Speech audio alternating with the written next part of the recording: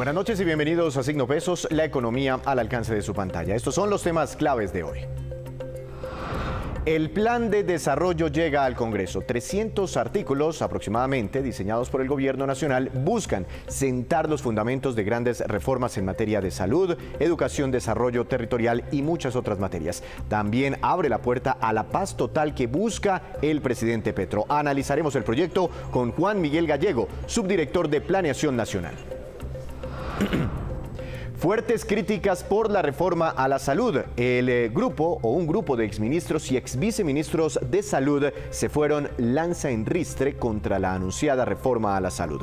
Aseguran que no conocer el articulado ni haberlo socializado atenta contra derechos fundamentales. Advierten que la falta de transparencia generará demandas en contra del Estado. ¿Cuánto vale el mercado de los colombianos? La ANDI y la compañía Radar hicieron cuentas del gasto de los hogares en alimentos. Las cifras lo va a sorprender. Hablaremos del tema con Camilo Montes, director de la Cámara de Alimentos de la ANDI.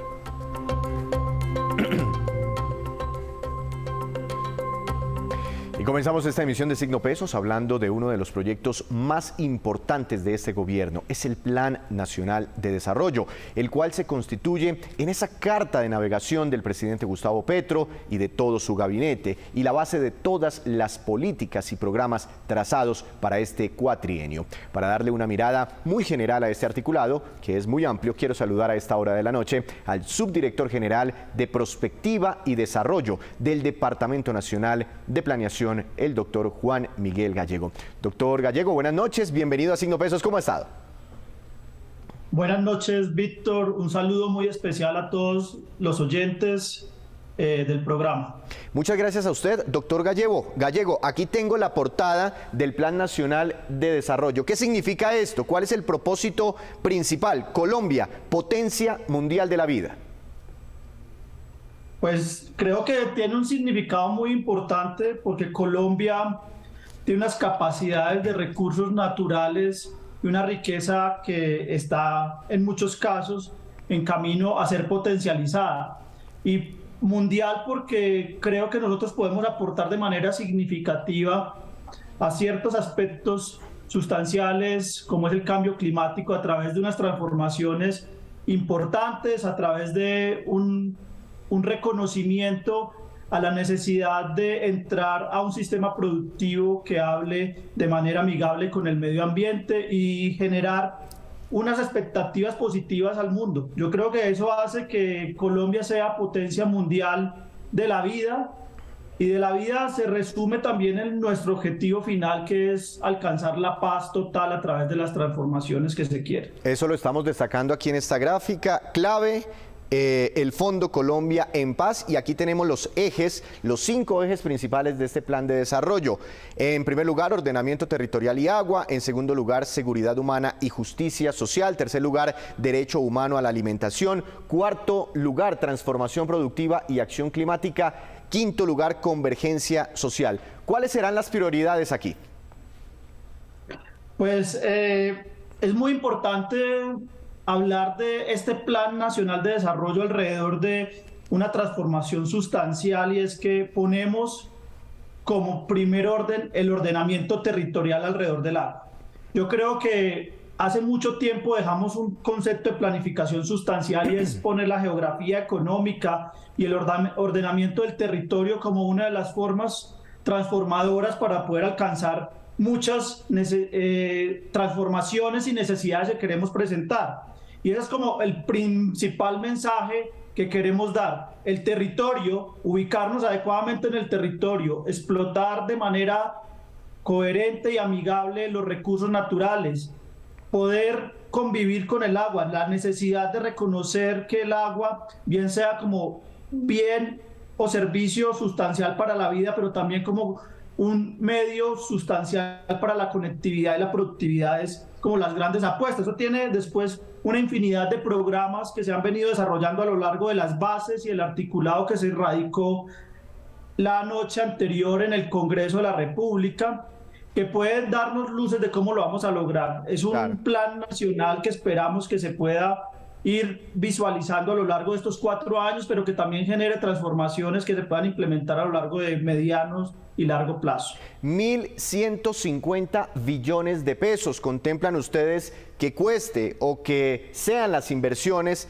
relacionadas con este Plan Nacional de Desarrollo durante los 4 años siguientes. ¿Esta plata es suficiente? Es una cifra bastante grande, pero es suficiente para atender tantas necesidades de los colombianos, y es responsable este dinero con la coyuntura fiscal que tiene nuestro país. Pues nunca será suficiente unas inversiones como las que estamos planteando para las necesidades que necesita y que presenta Colombia. Eso es, y no solo pasa en Colombia, sino en cualquier parte del mundo, este trade-off entre las necesidades y los recursos que contamos. Pero creemos que este esfuerzo sustancial de inversiones públicas, lo que llamamos el Plan Plurianual de Inversiones, que se refleja en esos 1.154 billones de pesos, es de inversión pública para poder desarrollar las 5 transformaciones. Pero hay una 6ª transformación que está dentro del Plan Nacional de Desarrollo, que ustedes pueden ver en las bases, que es a través de la estabilidad macroeconómica. Lo decía ayer el ministro Campo en el momento que entregamos las bases al Congreso, y es que este Plan Nacional de Desarrollo, sus transformaciones, sus programas, sus apuestas, sus sueños, se hicieron a través de un respeto del marco fiscal de mediano y largo plazo. Entonces creemos que es viable y es responsable. Claro. Doctor Gallego, ¿en qué consiste este Fondo Colombia en Paz? ¿Cómo funcionará? Porque tenemos entendido que existirán unas cuentas, pero que serán reservadas. ¿En qué consiste esto? Pues el Plan Nacional de Desarrollo desemboca, como lo dije al principio, a través de sus transformaciones en lo que conocemos como la paz total. Y la paz total tiene un punto inicial, y es reconocer los acuerdos de La Habana, partir desde los acuerdos de La Habana y reconocer las necesidades de financiación de este fondo. Este fondo está reestructurado alrededor de las transformaciones y nos va a permitir entonces entrar a mirar las apuestas que se tienen a través de tierras, de transformación en seguridad humana, de ordenamiento territorial, de derecho humano a la alimentación, a través de los procesos del fondo. Entonces la idea es poder articular el Fondo Colombia en Paz. Una parte muy importante de este fondo nos va a permitir adquisición de tierra, nos va a permitir hacer sistemas productivos. El enfoque final es poder habilitar los recursos que se requieren y llegar a lo que nosotros creemos y llamamos dentro del Plan Nacional de Desarrollo la paz total. Obviamente la paz total requiere una colaboración de todos, como colombianos, como sociedad. Esto no es solo del gobierno nacional, son diálogos complejos, apuestas complejas, pero poder ordenar el territorio, poner presupuestos para garantizar el ordenamiento del territorio, generar las oportunidades en seguridad humana, va a ser sustancial. Hablemos ahora de los subsidios, pues que estos son temas que interesan muchísimo a los colombianos, principalmente a los más vulnerables que venían recibiendo o vienen recibiendo toda clase de ayudas. ¿Va a existir un único subsidio, una única transferencia como se planteó en algún momento, por ahí ideas de algunos analistas, o van a seguir existiendo varios subsidios como por ejemplo ingreso solidario, jóvenes en acción, familias en acción, la devolución del IVA? ¿Cómo será esa transformación? No, lo primero que hay que reconocer son las necesidades de pobreza y de vulnerabilidad que tienen muchos colombianos en este momento. Incluso hay una población muy grande del país que está en situación de pobreza extrema o casi que en temas de desnutrición y aguantando hambre.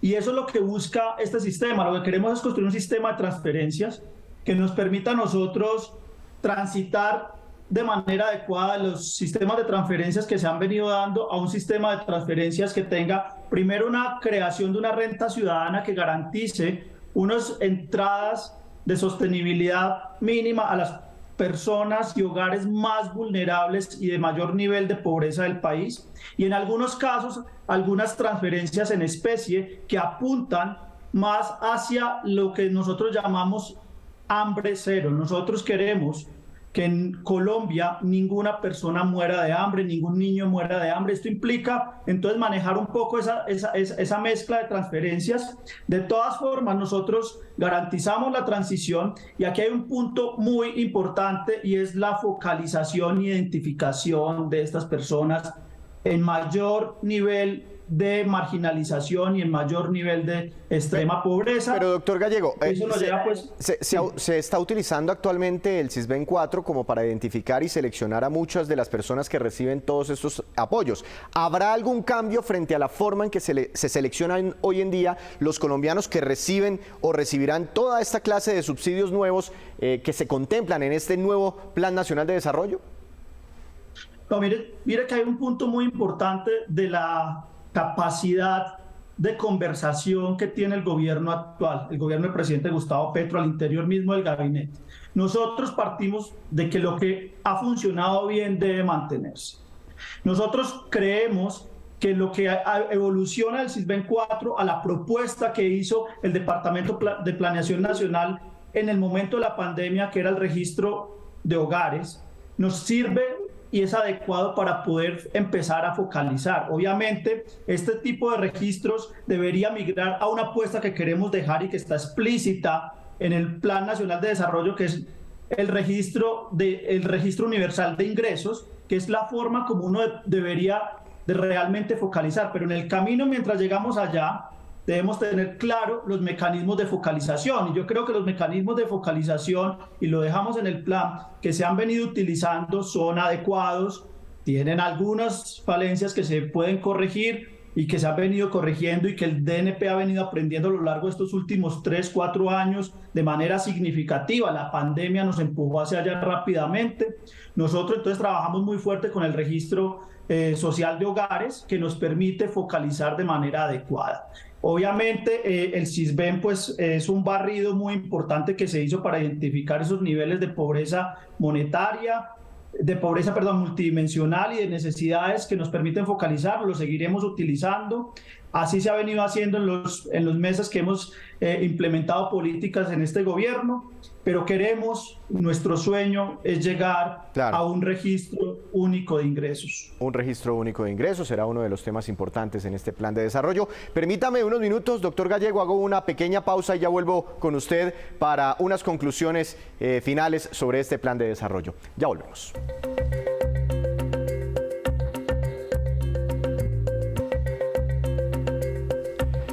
Regresamos a Signo Peso, seguimos hablando del Plan Nacional de Desarrollo. Doctor Gallego, gracias por esperarnos. Hablemos ahora de otros subsidios que estarán enfocados a los servicios públicos, a energía para los hogares más vulnerables y también agua potable. ¿En qué consisten?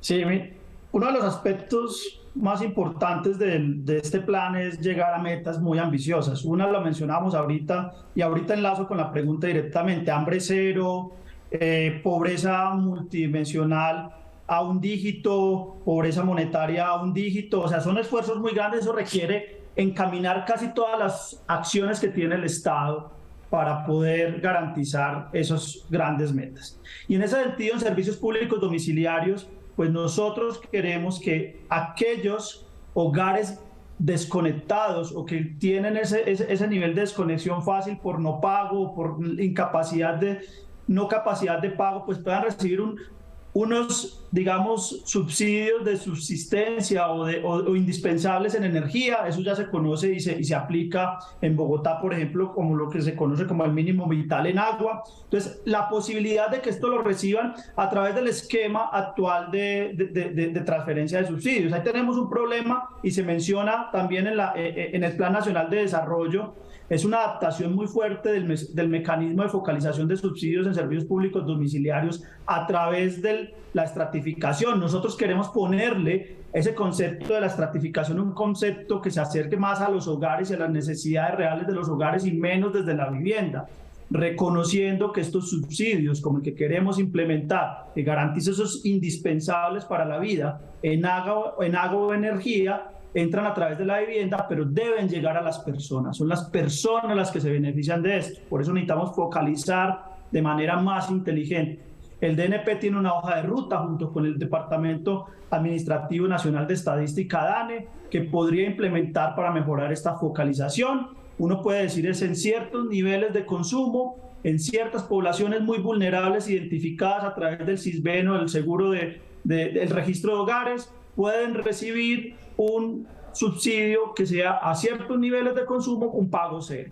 Eso serían unos subsidios indispensables. Obviamente esto tiene que estar regulado y esto pues habrán las instituciones del Estado que presentarán la regulación adecuada. En unos casos viene por la CREC, en otros casos van directamente a los municipios o a la CRA. Claro, claro. Hablemos ahora del tema salud. Sabemos que este Plan Nacional de Desarrollo pues es muy amplio y trataremos de abarcar lo que más podamos, pero sin duda se nos quedarán muchas cosas por ahí en el tintero. Pero a la gente le llama mucho la atención este tema de la salud y de las nuevas capacidades y nuevos tentáculos que podría llegar a tener la ADRES o el ADRES.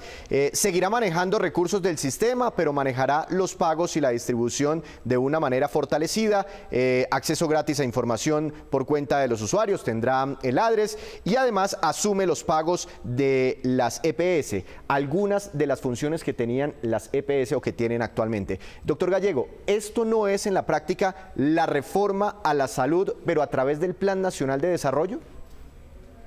No, mire, Víctor, aquí quiero ser muy enfático en las discusiones de gobierno.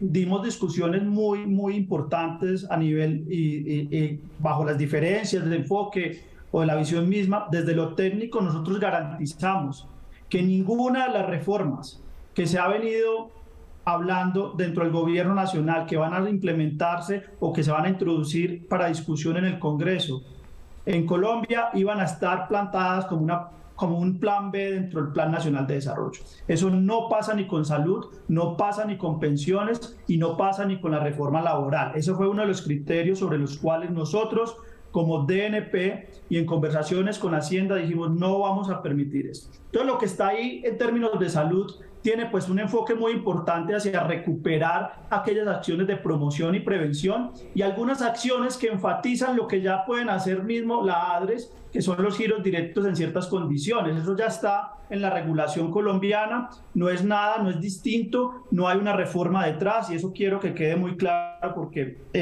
quiero dejar como esta transparencia sobre la forma como se discutieron. Para nosotros no era nada beneficioso como gobierno pensar que tendríamos que dar unas discusiones que se van a dar a través de las reformas. Entonces, todos los temas que a bien considere el gobierno nacional en temas de salud de reforma irán por la reforma a la salud cuando lo consideren que deben introducirse en el gobierno. Para esto es simplemente habilitar la capacidad de promoción y prevención que se necesita, en particular en áreas rurales en Colombia se necesitan, en algunos casos la necesidad de hacer giros directos, pero en ningún momento consideramos que la ADRES es el pagador y mucho menos el administrador de los riesgos en salud, que son actividades que en este momento reciben las EPS principalmente.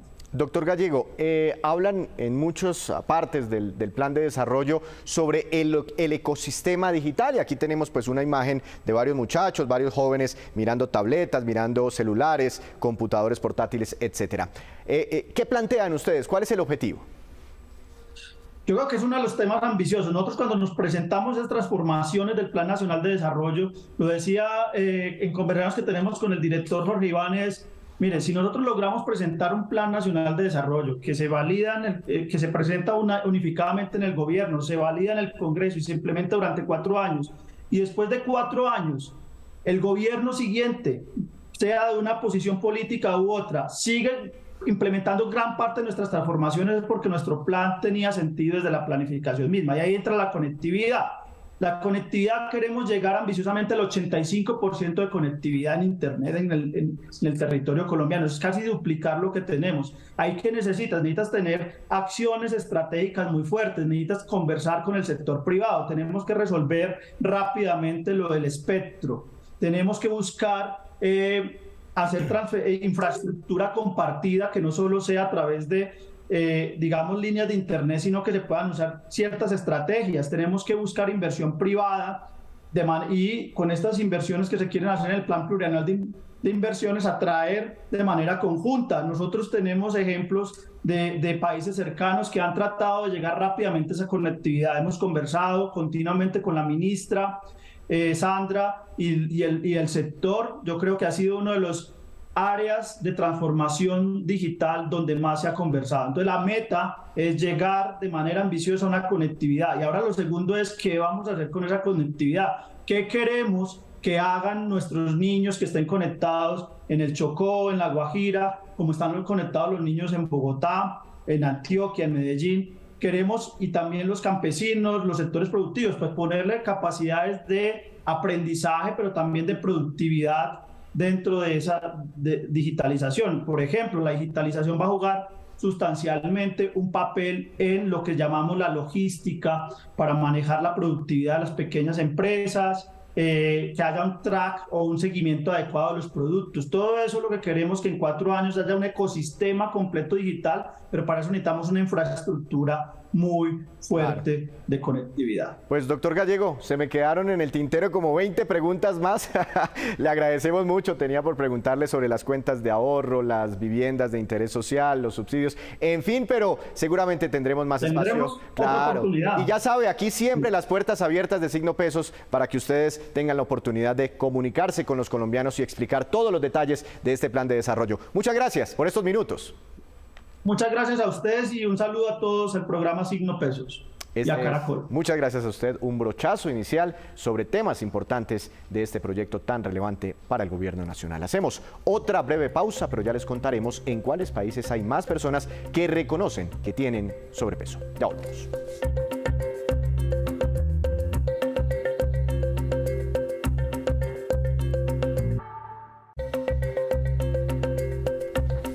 Gracias por continuar con nosotros en Signo Pesos. 7 exministros de salud, 11 exviceministros y un exmagistrado formularon hoy críticas muy serias al gobierno por la falta de comunicación y de transparencia en relación con la anunciada reforma a la salud. Exigieron conocer el articulado, pero advierten que podrían venir demandas inclusive contra el Estado. Veamos. Primero, hay una línea roja, los derechos constitucionales consagrados en la Constitución Nacional y en la Ley Estatal de Salud se deben respetar. No tiene sentido limitar ni lo que se ha ganado hasta la actualidad en términos de bienestar para la población. Segundo, la reforma debe ser participativa. Todos deben participar y tener la misma oportunidad de conocer y debatir las condiciones de la participación. Tercero, debe haber una transición clara. Cuarto, se debe garantizar la sostenibilidad del sistema. Y por último, mientras se hace la reforma, se debe asegurar que el sistema siga funcionando y siga protegiendo a la gente. Estamos preocupados por conocer la información sobre sostenibilidad de las propuestas que se hagan para la reforma. ¿Cuánto va a costar esa reforma? ¿De dónde van a salir los recursos que garantizan la sostenibilidad futura de esa reforma? Pero no solamente estamos preocupados por ese futuro lejano, si se quiere, en la sostenibilidad, sino por el futuro inmediato que tiene que ver con la transición. Es que el gobierno, en la medida en que dice tener toda una claridad, pues haga pública esa claridad para que baje la incertidumbre y para que sepamos hacia dónde vamos todos y con eso podamos crear un mejor ambiente. Y no solamente lo digo a partir de los actores que tienen estos temas de manejo y de la parte financiera, sino de los mismos usuarios. Los usuarios no podemos seguir, la población no puede seguir con la incertidumbre de voy a tener en el corto plazo servicios o no. En más información, la inflación que se desbordó desde comienzos del año pasado en el país ha obligado a muchas familias colombianas a que destinen una mayor parte de sus ingresos para comprar alimentos. Por eso quiero saludar a esta hora de la noche al doctor Camilo Montes, director de la Cámara de Alimentos de la ANDI. Doctor Montes, buenas noches, bienvenido a Signo Pesos, ¿cómo ha estado? Víctor, un saludo para ti y para todos los televidentes. Muchas gracias por la invitación. Ustedes reportaron hoy que el año pasado los colombianos gastamos o invertimos en alimentos únicamente 242,5 billones de pesos. Esa cifra está creciendo frente al 2021 y si es así, si está creciendo, se debe al efecto inflacionario, es decir, porque se encarecieron los alimentos o porque las personas compraron más productos. Sí, Víctor, mira, en ese análisis que hicimos entre la firma Radar y la Cámara de la Industria de Alimentos, encontramos que los hogares destinan cada vez más de sus ingresos totales recursos a los alimentos. Efectivamente hay un crecimiento entre el año 2021 y 2022, el gasto real, es decir, ya inclusive descontado inflación, el incremento fue del 2,41% en alimentos y contando inflación, el incremento fue del 24,70%. Es un esfuerzo gigantesco que las familias están haciendo para poder acceder a los alimentos. ¿Están sacrificando otros gastos los colombianos? No sé si alcanzaron a identificar para poderse alimentar.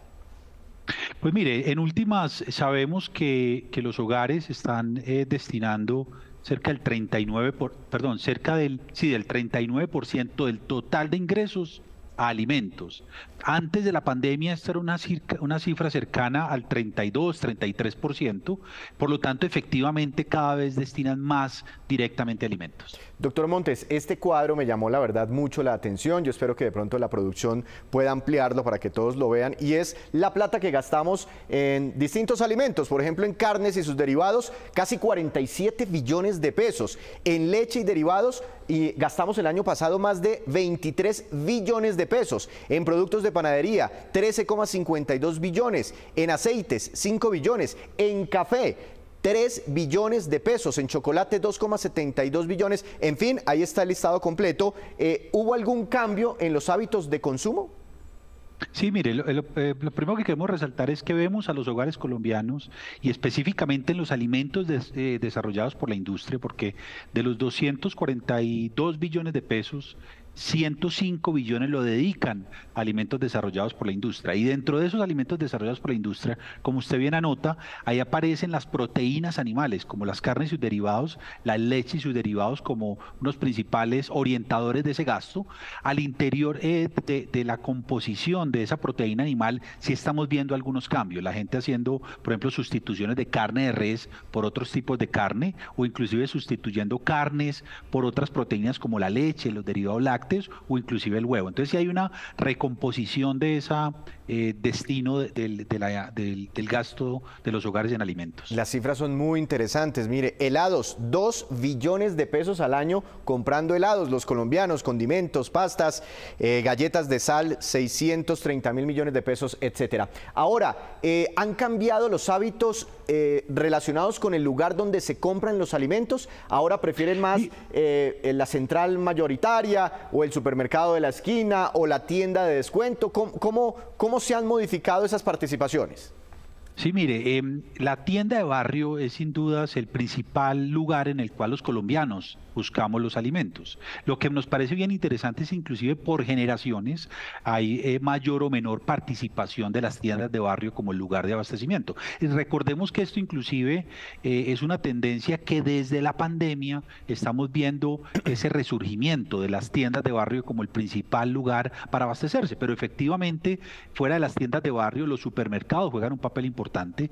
En los colombianos de mayor edad, aquellos denominados de los baby boomers o la generación X, también están yendo a los lugares de descuento, a los hard discount, sobre todo para abastecerse en el mercado. Entonces, en resumen, las tiendas de barrio siguen siendo el lugar preferido por los colombianos para abastecerse y otros sitios como supermercados y hard discount.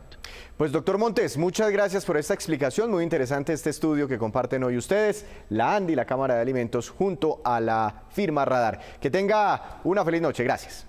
Víctor, muchas gracias. Solo un mensaje y es este esfuerzo que hace la industria para efectivamente entregarle a los colombianos alimentos con los cuales puedan construir dieta balanceada. Muchas gracias, Víctor, por la invitación. A usted muchas gracias. Me voy a trasladar por aquí para comentarles la cifra económica del día, que es la siguiente: 22,7%, pero es una cifra negativa, 22,7%, y corresponde a la caída en el número de traspasos de vehículos usados registrados durante enero de este año. Las cifras oficiales reportan un total de 46.750 traspasos de vehículos usados. De esos, solo automóviles familiares fueron 27.500 unidades, es decir, el 58% del total.